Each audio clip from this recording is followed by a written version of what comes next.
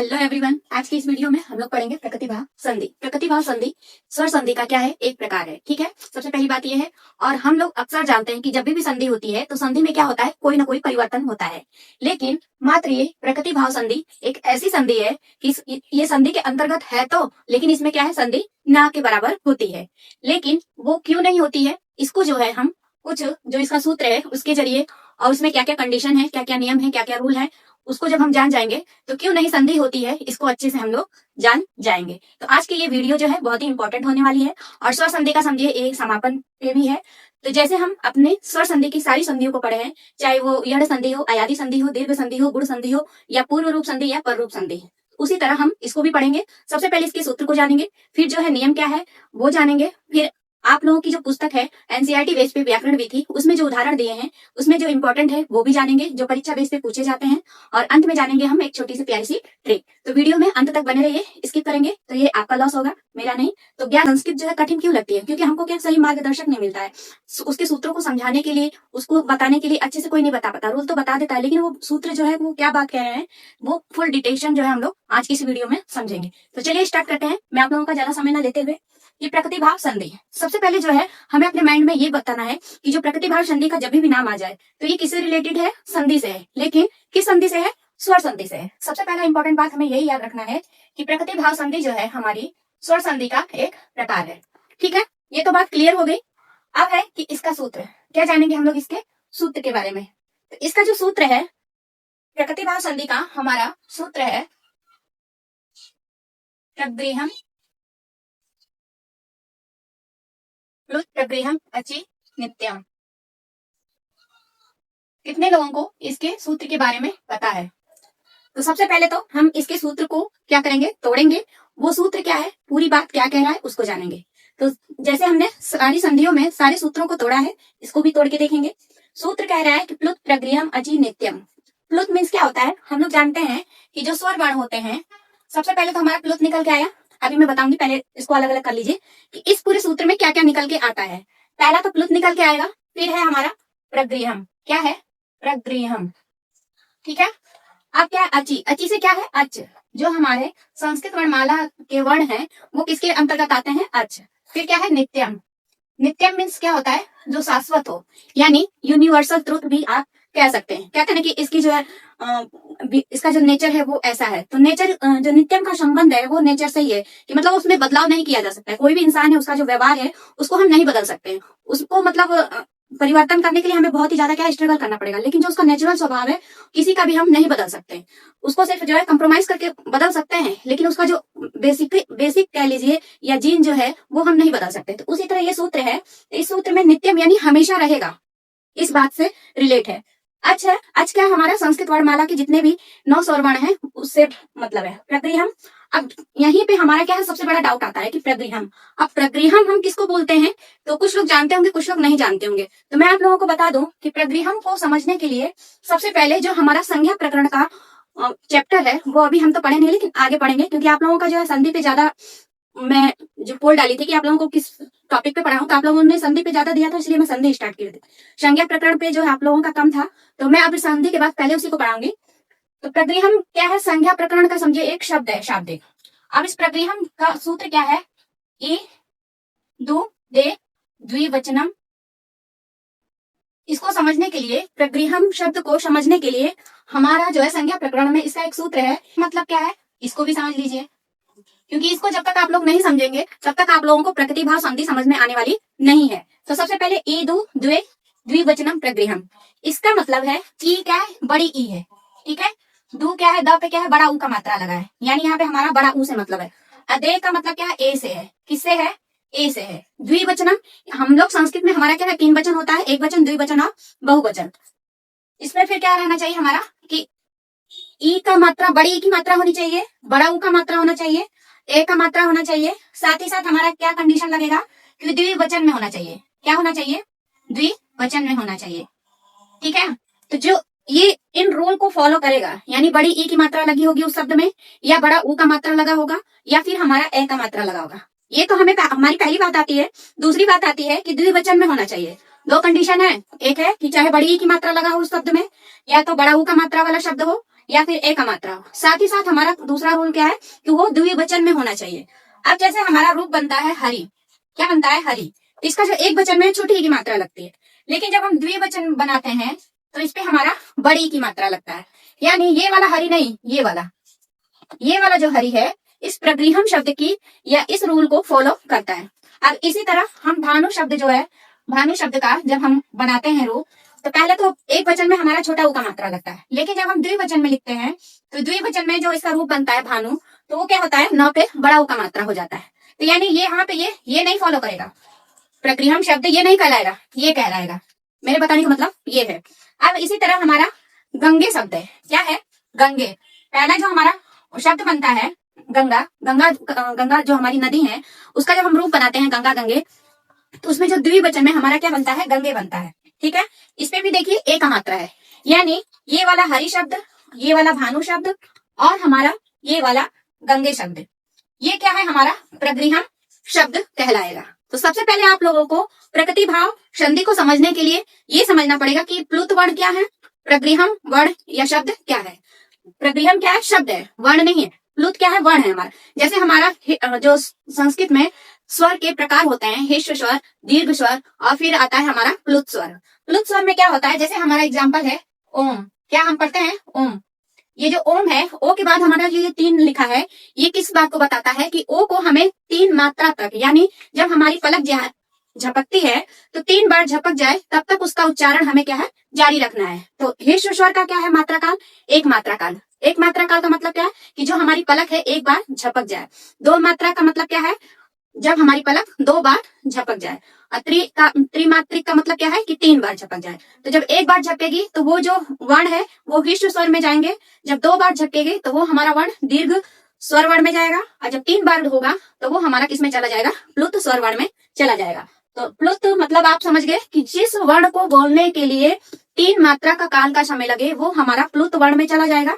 इसी तरह हम जैसे ई लिखे, ई के बाद ऐसे 3 लिखा रहता है तो भी, या आप यूं कर लीजिए कि संस्कृत में जो संबोधन वाले वर्ण होते हैं, जैसे हम कृष्ण बुलाते हैं तो इसके आगे जो है 3 ऐसे लिखा रहता है, तो ये क्या है, प्लुत शब्द है।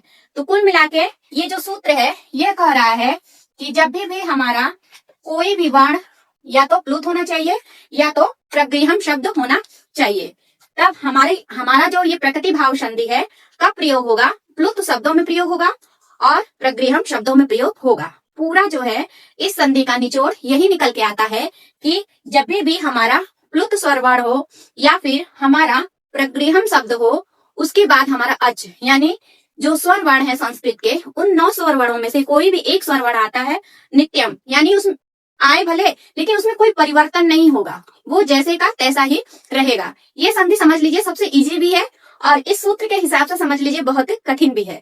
लेकिन इस सूत्र को समझने के लिए सबसे पहले हमें प्लुत को समझना पड़ेगा, फिर प्रगृहम को समझना पड़ेगा, फिर अच को समझना पड़ेगा, फिर नित्यम को समझना पड़ेगा। तो प्लुत हम समझ गए हैं कि जिन वर्णों का या जिन शब्दों का उच्चारण काल में हमारा 3 काल का समय लगे, तो या यूं कह लीजिए कि जो हमारे संबोधन वाले शब्द हैं वो हमारे किस में चले जाएंगे, प्लुत में चले जाएंगे। प्रगृहम शब्द क्या है, प्रगृहम शब्द वे शब्द हैं जो द्विवचन में होने चाहिए, लेकिन साथ ही साथ उसमें बड़ी ई की मात्रा होनी चाहिए, बड़ा ऊ का मात्रा होना चाहिए और ए का मात्रा होना चाहिए। ये दोनों रूल जो शब्द फॉलो कर देंगे वो हमारे चले जाएंगे प्रगृहम शब्द में। ठीक है, तो कुल मिला के इस सूत्र का जो है पूरा डिटेल यही निकल के आता है कि प्लुत प्लस प्रगृहम शब्द, उसके बाद हमारा यदि अच आता है यानी स्वर वर्ण आता है तो हमारा क्या है, नित्य, यानी कोई परिवर्तन नहीं होगा, वो जैसा है वैसा का वैसा ही रहेगा। तो ज्यों का त्यों रहना ही क्या है, प्रकृति भाव संधि है। पूरा जो है इस सूत्र का निचोड़ निकल के यही आता है कि हमारा जो भी शब्द प्लुत है, जो भी शब्द प्रगृहम शब्द है, उसके बाद यदि स्वर वर्ण आता है तो वो ज्यों का त्यों ही रहेगा, उसमें कोई भी संधि नहीं होगी, कोई भी परिवर्तन नहीं होगा, क्योंकि हम लोग अक्सर जितनी भी संधियां पढ़ते हैं सब में कोई ना कोई परिवर्तन होता है। मात्र प्रकृति भाव संधि एक ऐसी संधि है जो संधि के अंतर्गत तो है लेकिन उसमें संधि होती नहीं है। ठीक है, लेकिन उसकी भी कंडीशन क्या है कि प्लुत और प्रगृहम शब्द होना चाहिए। इतनी बात आप लोग अपने माइंड में बैठा लीजिए। तो आई होप इतना जो है आपको सूत्र जो है क्लियर हुआ होगा। अब इसके नियम को हम लोग समझ लेते हैं, इसका नियम क्या कहलाता है। यदि हम इस सूत्र के हिसाब से इसके नियम को समझें तो हमारा नियम बन के आता है, क्या आता है कि प्लुत, अभी हम क्या पढ़े हैं, प्लुत। प्लुत मीन्स जिस शब्द को बोलने में 3 मात्रा का कार लगे। और क्या, प्रगृहम, प्रगृहम शब्द होना चाहिए, यानी जो शब्द है वे द्विवचन में तो होने चाहिए, लेकिन उस पे बड़ी की मात्रा, बड़े ऊ की मात्रा और ए की मात्रा कंपलसरी है। जब ये रहेगा तभी वो प्रगृहम शब्द कहलाएगा, नहीं तो नहीं कहलाएगा। ठीक है। इसके बाद हमारा अच, अच मतलब कोई भी स्वर वर्ण। हमारा संस्कृत में, जो संस्कृत में हमारी वर्णमाला है, अ ई उ ण रील री क ए ओ अंगा ए ओ च, ये जो है पाणिनि जी ने संस्कृत वर्णमाला के जो 14 सूत्र दिए हैं, उन 14 सूत्रों में शुरू के 4 सूत्रों में हमारा संस्कृत वर्णमाला का स्वर वर्ण आता है। जैसे हमारा हिंदी में अ से अह स्वर वर्ण है, वैसे ही संस्कृत में अच यानी अ से लेके च तक हमारा क्या है, स्वर वर्ण है। और हिंदी में जैसे क से ज्ञ तक हमारा व्यंजन वर्ण है, वैसे ही संस्कृत में हमारा ह से लेके ल तक यानी ह य ग र ट ल ण इ म अंग ड़ न म झ ब इ घ ड़ ध स ख प छ ट च ट त व क प य श स स र ह ल, यहाँ तक जो बाकी के 5वें सूत्र से लेके 14वें सूत्र के बीच के जो वर्ण आते हैं वो हमारे किसमें चले जाते हैं, व्यंजन वर्ण में चले जाते हैं। तो यहाँ हमें व्यंजन वर्णों का कोई काम नहीं है, सिर्फ किन वर्णों का काम है, अच वर्णों का यानी स्वर वर्णों का काम है। ठीक है। तो यानी संधि हम लोग जानते हैं हमेशा 2 शब्दों के बीच होती है। एक होता है पहला पद, ठीक है, दूसरा क्या होता है, दूसरा पद, या हम ये ऐसे भी कह सकते हैं कि प्रथम पद, द्वितीय पद, या फिर कह सकते हैं हम पूर्व पद या उत्तर पद। इन तीनों में से हम कुछ भी कह सकते हैं। तो हम लोग अच्छे से जानते हैं कि संधि जब भी होगी तो एक पद बाईं तरफ होगा, एक दाईं तरफ होगा, यानी 2 पद होंगे, प्लस के इधर का एक पद होगा और प्लस के एक इधर वाला पद होगा। ठीक है, इतनी बात सबको मालूम है। तो अब इस नियम के अनुसार क्या है कि जो हमारा शब्द है, पहला पद है, उसमें कौन सा वर्ण आना चाहिए, प्लुत आना चाहिए, या तो प्लुत वर्ण होना चाहिए या फिर हमारा प्रगृहम शब्द होना चाहिए। फिर उसके बाद जो हमारा दूसरा पद है उसमें जो है हमारा क्या होना चाहिए, अच स्वर वर्ण। क्या होना चाहिए, अच स्वर वर्ण। पूरा लेंगे तब तो 13 हो जाएगा। ठीक है, और यदि मेन लेंगे तो हमारा क्या होगा, 9 होगा। अब यहाँ पे आप पूरा ले लेंगे, पूरा 13 कैसे हुआ वो भी जान लीजिए। 2 आ पढ़ते हैं, और 2 ई छोटी ई और बड़ी, और 2 ऊ छोटा ऊ और बड़ा ऊ, ये हो गया 2 री, छोटी री और बड़ी री। ठीक है, री का क्या है, दीर्घ नहीं बनता है, हिस्व रहता है, तो उसका एक ही लेंगे। फिर इसी प्रकार हमारा ए ओ आई औ, ये जो 4 हैं बाद के, वो क्या कहलाते हैं, दीर्घ स्वर कहलाते हैं, इनका हिस्व नहीं बनता है। तो 4 वो हो गए, और 8, 2 आ का, 2 ई का 4, 2 ऊ का 6 और 2 री का 8 हो गया, और री लेके 9 हो गया। अब बाकी का 4 ए ओ आई औ क्या हो गया, कुल मिला के 13 स्वर वर्ण हो गया। ठीक है, चाहे 9 स्वर वर्ण काम करे चाहे 13 स्वर वर्ण काम करे, यानी बड़ा छोटा दोनों हो सकता है। ठीक है, सूत्र के अनुसार तो हमारा छोटा आ छोटी यही दिया है, लेकिन उसके अंतर्गत हमारा बड़ा आ बड़ी ई ये भी मान लिया जाता है। ठीक है, तो ये हमारा अच स्वर वर्ण आना चाहिए, कहने का मतलब कि बड़ा छोटा हो सकता है। ठीक है, तो इतना यदि नियम आ जाता है, ठीक है, यानी प्लुत और प्रगृह्य शब्द है पहले पद में, और जो दूसरा पद है उसमें यदि स्वर वर्ण से शुरू है शब्द, तो वो हमारा किसमें चला जाएगा, प्रकृति भाव संधि मान लिया जाएगा। ठीक है, तो ये तो हो गया इसका संक्षिप्त नियम।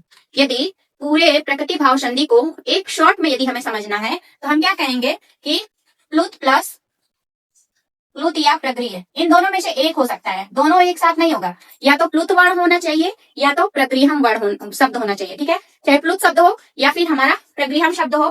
फिर दूसरी कंडीशन क्या है कि जो दूसरा पद है उसमें अच वर्ण होना चाहिए, यानी जो स्वर वर्ण है उसमें से कोई एक वर्ण होगा, और बनाएगा क्या, हमारा प्रकृति भाव संधि हो जाएगा। कौन सी संधि हो जाएगी, प्रकृति भाव संधि हो जाएगी। तो कुल मिला के प्रकृति भाव संधि वहीं फॉलो होगी जहां पे हमारा प्लुत वर्ण होगा और प्रगृहम शब्द होगा, वहीं पे हमारा प्रकृति भाव संधि काम करेगा, इसके अलावा वो कहीं काम नहीं करेगा। ठीक है, तो ये तो आप लोग इसके नियम को समझ गए। अब इसके बाद हम लोग चलते हैं इसके उदाहरण को। अब ये नियम तो हम जान गए, सूत्र जान गए, अब इसके उदाहरण को जब हम देखेंगे और उस पर जब हम इस नियम को फॉलो करेंगे, अप्लाई करेंगे, तो हमारा जो है अच्छे से समझ में आएगा। ठीक है, तो अब जानते हैं हम इसके उदाहरण को। इसके भी उदाहरण क्या है, बहुत ही कम है, कोई ज्यादा नहीं है। जैसे हमारा पूर्व रूप संधि और पर रूप संधि के उदाहरण थे, इसमें भी आप लोगों की बुक में दिया है, कवि धन इच्छतः। दूसरा उदाहरण है हमारा विष्णु इमे, विष्णु इमो। तीसरा है बालिके अगच्छत।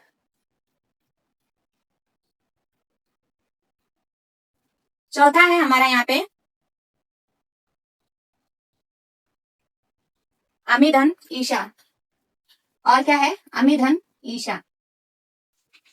ठीक है, एक हमारा जो है प्लुत वाला भी आप लोग देख लीजिए, प्लुत वाले में हमारा उदाहरण दिया है एहि कृष्ण, और फिर है हमारा अत्र गोचरति। यही जो है आप लोगों के मेन जो है बुक में दिया हुआ है। तो ये सारे उदाहरण क्या है, आपकी बुक, आप लोगों की जो बुक है एनसीईआरटी बेस की व्याकरण विधि, उसमें दिया हुआ है। अब इसको एक एक करके समझते हैं, ठीक है। पहला है हमारा कवि इच्छति। कवि, पहला उदाहरण क्या है हमारा, कवि धन इच्छत। अब यहाँ पे देखिए कवि, जो कवि शब्द है इस पे बड़ी ई की मात्रा है कि नहीं। हमने क्या पढ़ा कि प्रगृहम शब्द, अब प्रगृहम शब्द के अंतर्गत कौन कौन सा शब्द आएंगे जिसपे बड़ी ई की मात्रा होगी, बड़ा ऊ का मात्रा होगा और ए का मात्रा होगा, वे शब्द किसमें चले जाएंगे, प्रगृहम शब्द में। तो जो पहला पद है उस पे प्रगृहम शब्द है कि नहीं, ये जो कवि है इस पे ई का मात्रा लगा है। अब जो दूसरा पद है इस पे देखिए ई जो है अच, यानी संस्कृत में जो स्वर वर्ण है वो है, ठीक है। तो दोनों नियम आ गया कि ये कवि शब्द जो है प्रगृहम शब्द है, और ये जो इच्छता है वो क्या है हमारा, ई जो है इसमें अच स्वर वर्ण का एक वर्ण है, ठीक। तो ये हमारा हो गया प्रगृहम शब्द हो गया, यहाँ पे कवि शब्द जो है प्रगृहम शब्द हो गया। तो प्रगृहम प्लस ई क्या है हमारा, ई जो है अच यानी स्वर वर्ण है, ठीक है। तो अब ये बनेगा क्या हमारा कवि। इस संधि की सबसे बड़ी खासियत है कि कोई भी अंतर नहीं, बस प्लस हटा के क्या करना है, लिख देना है, ठीक है। कवि, अब ये कवि धन इच्छता है ना, बस प्लस हट जाएगा और हम लिख देंगे कवि इच्छता, ठीक है। ये हो गया, आपको समझ में आ गया। इसी प्रकार दूसरा है हमारा क्या है, विष्णु इमे इमो, क्या है विष्णु इमो। अब विष्णु इमो में देखिए क्या है, ये जो विष्णु शब्द है, यहाँ पे मैं छोटा लगा दी, बड़ा ऊ रहेगा, ठीक है। क्या रहेगा, बड़ा ऊ रहेगा। यहाँ पे देखिए बड़ा ऊ है ना, मैं गलती से लिख दी हूँ। ये जो दूसरा शब्द है विष्णु धन इमो, ठीक है। तो विष्णु शब्द में देखिए क्या है, ऊ का मात्रा है, बड़ा ऊ का मात्रा है, यानी ये क्या है, प्रगृहम शब्द है। इतने से पता चल गया कि पहला जो पद है वो क्या है, ऊ जो है यहाँ पे क्या है, प्रगृहम शब्द है। क्यों, क्योंकि ये द्विवचन का है और क्या है, ऊ का मात्रा लगा हुआ है। फिर इमो में जो ई है ये क्या है, स्वर वर्ण है ना, स्वर वर्ण। तो यानी अब ये विष्णु इमो को जब हम संधि बनाएंगे तो भी हमारा क्या है, ऐसे ही लिखाएगा, ज्यों का त्यों लिखाएगा, कोई परिवर्तन नहीं होगा। बस परिवर्तन क्या होगा, प्लस को हटा देंगे, प्लस नहीं लिखेंगे, बस इतना है, विष्णु इमो इस तरह से लिखा जाएगा। अब इसी तरह अब अगला भी समझ लीजिए। अगला है हमारा, ये दोनों आप लोगों को समझ में आ गया। अगला है क्या है हमारा, बालिके आगच्छत। तीसरा है हमारा बालिके धन आगच्छत। अब बालिके में देखिए क पे ए का मात्रा है ना यहाँ पे, यानी ये क्या प्रगृहम शब्द है। यहाँ पे आ क्या है, स्वर वर्ण है, ठीक है। तो ये जो स्वर वर्ण है अच का है, ये प्रगृहम में हो गया क्योंकि ए का मात्रा है और द्विवचन में है। और आगच्छत जो है आ क्या हो गया हमारा, स्वर वर्ण है, यानी प्रगृहम प्लस स्वर वर्ण बराबर क्या हो गया हमारा, प्रकृतिभाव संधि, ठीक। ये नियम फॉलो हो गया ना। तो अब बस क्या करना है कि ये ज्यों का त्यों रहेगा। तो जो ये बालिके आगच्छत लिखा है इसको हम क्या लिखेंगे, बालिके आगच्छत ही लिखेंगे, बस क्या है प्लस हटा देंगे, ज्यों का त्यों रहेगा। सबसे अच्छी जो है संधि है ये, ठीक है। बस प्लस हट जाएगा और जो है इधर लिखा हुआ है वही इधर भी लिखा जाएगा, ठीक। इसी तरह क्या है, अमी धन ईशा, ये भी देख लीजिए। ये जो हमारा अमी है, म पे क्या है हमारा, बड़ी की मात्रा है और द्विवचन में है, और हमारा जो दूसरा पद है वो उसमें ई क्या है, स्वर वर्ण है। तो बनेगा क्या हमारा, अमी ईशा। ये तो प्रगृहम शब्द है, ठीक है। अब यहाँ पे जो ये हमारा चौथा ये प्लुत वाला है वो भी देख लीजिए, ठीक है। इतनी बातें आपको समझ में आ गई कि कैसे हो गया। सबसे बड़ी प्रकृतिभाव संधि हमें क्यों नहीं समझ में आती, क्योंकि इसमें जो प्लुत है वो तो हम समझ जाते हैं, लेकिन प्रगृहम शब्द क्या है ये नहीं समझ पाते हैं। इसी की वजह से हम लोग को क्या है, कठिन लगने लगती है। ये प्रकृतिभाव संधि, इसका सूत्र तो बहुत लंबा है, तो लंबा ना करिए उसको, जो है ट्रिकी तरीके से याद करिए ताकि आप लोगों को अच्छे से याद हो जाए। अब देखिए यहाँ पे यही कृष्ण, जो कृष्ण लिखा है इसके बाद तीन बना हुआ है ना, यानी कृष्ण को जब बोला जा रहा है तो कितने काल तक बोला जा रहा है, 3 काल तक बोला जा रहा है। तो यहाँ पे ये जो कृष्ण के बाद 3 लिखा है, यानी ये क्या है, प्लुत शब्द है, ठीक है। या संबोधन दिखा लीजिए, जितने भी हमारे संबोधन वाले शब्द आते हैं वो किस में चले जाते हैं, प्लुत वाले में चले जाते हैं। आप लोगों को प्लुत वाला समझना है तो सबसे अच्छी ट्रिक यही है कि जितने भी संबोधन वाले शब्द हैं ठीक है। जब भी किसी को बुलाया जाएगा तो खूब लंबा स्वर में बोला। घर में ही जैसे किसी को बुलाया जाता है, एक बार नहीं सुनता, 2 बार नहीं सुनता, 3 बार खूब तेज से चिल्ला के बोलते हैं तो तुरंत सुन लेता है। तो जब भी लंबे स्वर में किसी को बुलाया जाए तो वो क्या है, या संबोधन किया जाए, वो हमारे किस में चला जाएगा, प्लुत में चला जाएगा। तो अब देखिए यहाँ पे जो कृष्ण है इसके बाद 3 है, तो कृष्ण में जो अ है इसमें अ जुड़ा है, इसमें क्या है, अ जुड़ा है, ये भी अ है। अत्र, अत्र में जो अ है ये दोनों मिलके आ होना चाहिए ना, ठीक है। यदि यहाँ पे इसके और इसके बीच संधि होती तो अ और आ मिलके आ होता है, लेकिन नहीं हुआ है, ये नहीं हुआ है। क्यों नहीं संधि हुआ है? क्योंकि ये जो कृष्ण है क्या है, प्लुत शब्द है। प्लुत शब्द होने की वजह से ये किसके नियम को फॉलो कर रहा है, प्रकृति भाव संधि के नियम को फॉलो कर रहा है। तो कुल मिला के जो ये कृष्ण है प्लुत शब्द है, और ज्यों का त्यों ये भी लिखा जाएगा, ठीक है। और ये जो अत्र है ऐसे ही रहेगा, कोई परिवर्तन नहीं होगा। तो आप लोगों को इतना समझ में आ गया होगा कि प्लुत शब्द क्या है और प्रगृहम शब्द क्या है। प्रकृति भाव संधि को यदि आपको अच्छे से समझना अपने माइंड में, तो बस इतना याद रखना है कि प्लुत शब्द क्या है, जिसमें 3 काल का समय लगे, वो प्लुत हो गया। प्रगृहम शब्द क्या है, जिसमें द्विवचन में होना चाहिए लेकिन बड़ी ई की मात्रा हो, बड़ा ऊ का मात्रा हो या ए का मात्रा हो, बस यही 3 है कंडीशन। ई की मात्रा, ऊ का मात्रा और ए का मात्रा, साथ ही साथ क्या, द्विवचन में होना चाहिए। तो वो शब्द किस में चला जाएगा, प्रगृहम शब्द में चला जाएगा। तो कुल मिलाकर प्रकृति भाव संधि का प्रयोग तब होगा और इसमें कोई परिवर्तन नहीं होगा। क्यों नहीं होगा? क्योंकि जो हमारा प्लुत शब्द है और जो प्रगृहम शब्द है लगने की वजह से उसमें कोई परिवर्तन नहीं होगा। संधि के अंतर्गत प्रकृति भाव संधि तो है, लेकिन ज्यों का त्यों है, कोई परिवर्तन नहीं, बस प्लस हट जाएगा। जैसे इधर लिखाएगा वैसे इधर भी लिखाएगा, बस इधर प्लस रहेगा, इधर वाले पे प्लस नहीं रहेगा। लेकिन बस हमें हमेशा ये याद रखना है कि बड़ी ई की मात्रा होनी चाहिए, बड़ा ऊ का मात्रा होना चाहिए, चाहे ए का मात्रा होना चाहिए, वो भी द्विवचन में हो, उसका जो रूप बनता है वो द्विवचन में बनता हो, ठीक है। साथ ही साथ हमारा जो प्लुत शब्द है वो भी प्रकृति भाव संधि में काम करेगा। तो अब इसके उदाहरण को समझ गए, ठीक है। ये आप लोगों की बुक में दिया हुआ था, वो मैंने बता दिया। अब जानते हैं आखिरी में इसका सबसे, परीक्षा में कोई शब्द आ गया, मुझे तो लग रहा है इसकी ट्रिक सबसे सरल है। क्या है? सबसे सरल है कि कोई भी शब्द है उसको देख के हम कैसे जान जाएंगे कि इस शब्द में हमारा क्या है, प्रकृति भाव संधि है। तो इसकी ट्रिक क्या हो जाएगी हमारी, कि शब्द में कोई परिवर्तन नहीं होगा, शब्द में कोई परिवर्तन नहीं होगा, अर्थात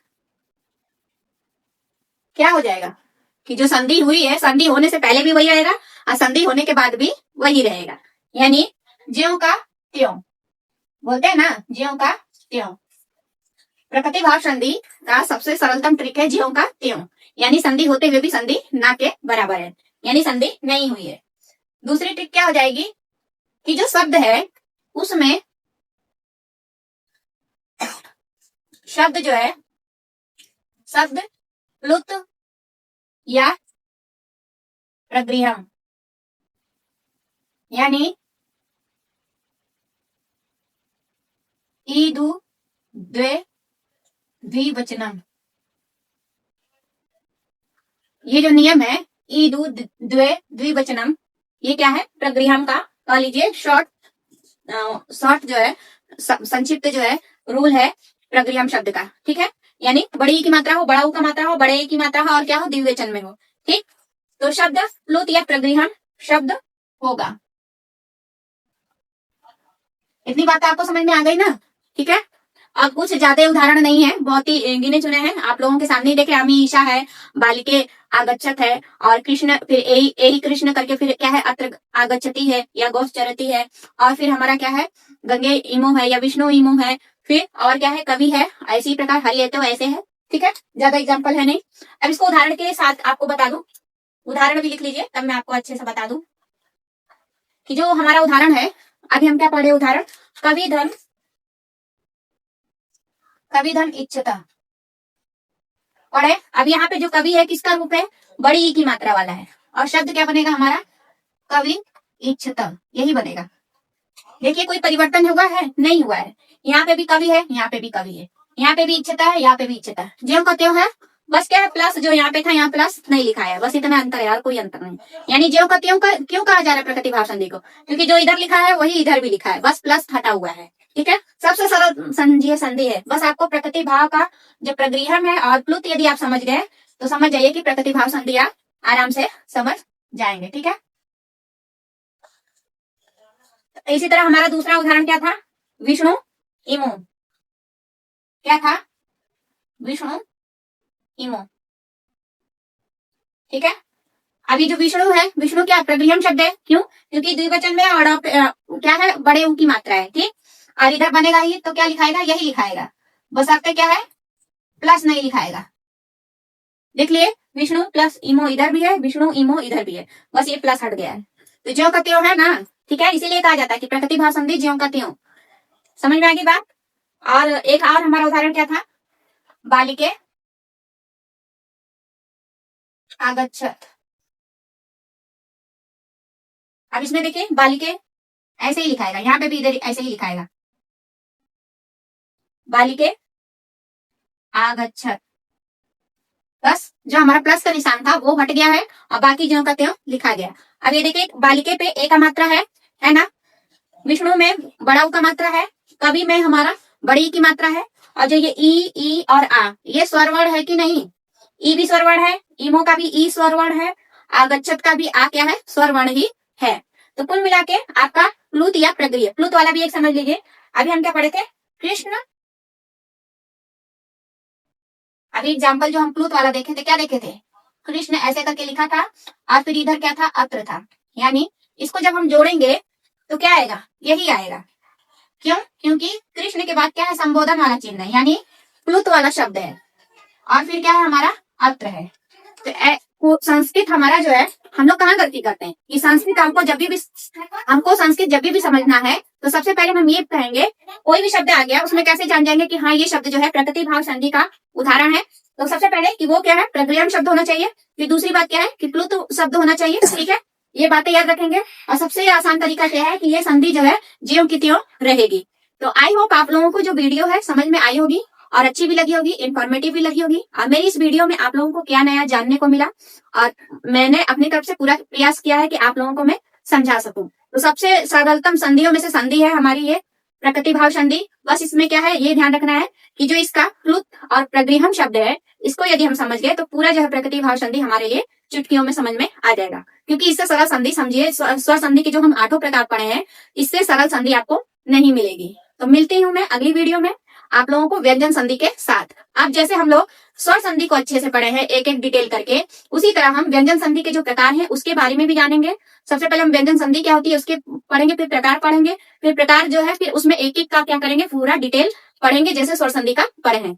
और जो लोग मेरे चैनल पे पहली बार आए हैं वो लोग जो है चैनल को सब्सक्राइब कर लीजिए, क्योंकि संस्कृत कठिन नहीं होती है, बस हमें क्या सही मार्गदर्शक की जरूरत होती है कि जो हमें अच्छे से बता सके कि ये चीजें यहाँ पे क्यों और कैसे और किस लिए आई हैं। जब हम पढ़ाई में क्यों कैसे और किस लिए वो समझ जाते हैं तो समझिए वो हमारे लिए क्या है, माइंड में सेट हो जाता है। तो मिलते हैं अगली वीडियो में, तब तक आप लोग